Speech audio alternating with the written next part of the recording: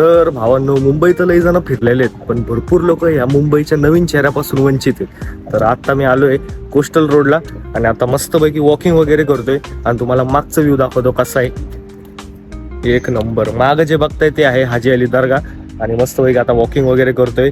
इथं मस्त समुद्र आणि ते दगड वगैरे भाई एक नंबर आहे भाई. तर चला भावांनो, मस्त वॉक करू आणि तुम्हाला एक एक करून सगळी माहिती देतो. तर चला.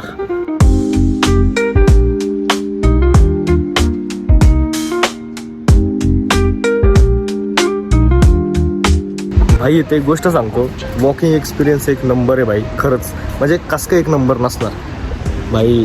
आजूबाजूला मस्त पाणी आहे, मस्त हाजी अलीचा व्ह्यू आहे, परत मस्त एकदम शांत वातावरण आहे आणि मजा येते नाही का. दुसरं म्हणजे की तुम्ही फक्त इथं वॉकिंगसाठीच नाही तर तुम्ही इथं सायकलिंगसाठी पण येऊ शकता. सायकलिंगसाठी पण डेडिकेटेड वेगळं ट्रॅक आहे. तर आता आम्ही हाजी अलीपासून सुरुवात केली वॉकिंगला आणि आता खरंच खूप मजा येते, शांत वाटते. सकाळ सकाळ जरी आले तरी इथं थोडीफार गजबज दिसणारच आहे तुम्हाला, कारण खूप लोकप्रिय झाले आता हे. आणि भरपूर लोक विचारतात की कोस्टल रोड काय आहे. तर कोस्टल रोड तुम्ही बघू शकता, हा आहे कोस्टल रोड.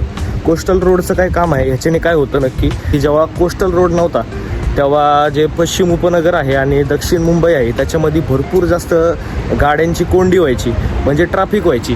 परंतु आता तसा काही सीन होत नाही. आता कोस्टल रोडमुळं जी ट्रॅफिक आहे ती बिलकुलच कमी झालेली आहे, जी खरंच चांगली गोष्ट आहे. आणि आता मस्तपैकी वॉक करतो भाई एक नंबर. रेमंडचा बंगला दाखवतो तुम्हाला पुढं गेल्यावर. तर चला भावांनो, मस्त एन्जॉय करतोय आणि तुम्ही बघा इथला व्ह्यू एकदा एक नंबर भाई. तर चला भावांनो, कंटिन्यू करू.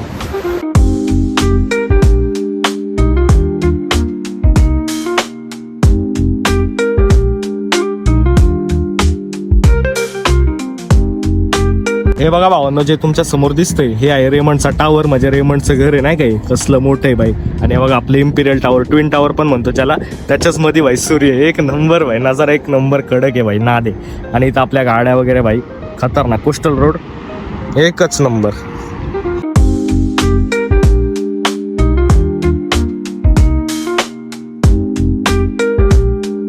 तर भावांनो पाहिलं असेल मस्तपैकी तिथं मार्च पास्ट चालू होती, परेड वगैरे चालू आहे, अजून पण चालू आहे भावांनो. तर मस्त अनुभव आहे भाई नाही का. तिथं आलोय तर एक नंबर वाटते आणि खतरनाक भाई. अशा नजाऱ्यामध्ये भाई आनंदच वाटत असतो, अनुभव नेहमी चांगलाच असतो अशा जागेंमध्ये. म्हणून मी तुम्हाला सांगते भावांनो, इथे यार नक्की अशा जागेंमध्ये जो अनुभव असतो तो नेहमी एक नंबरच असतोय. सकाळ सकाळ पण गजबज असते पण मजा आहे भाई, फील वेगळी. आणि आता मी सायकलिंगच्या ट्रॅकने चाललो होतो तर एक विषय झाला, सायकलिंगला धडकता वाचलाय तुमचा भाऊ.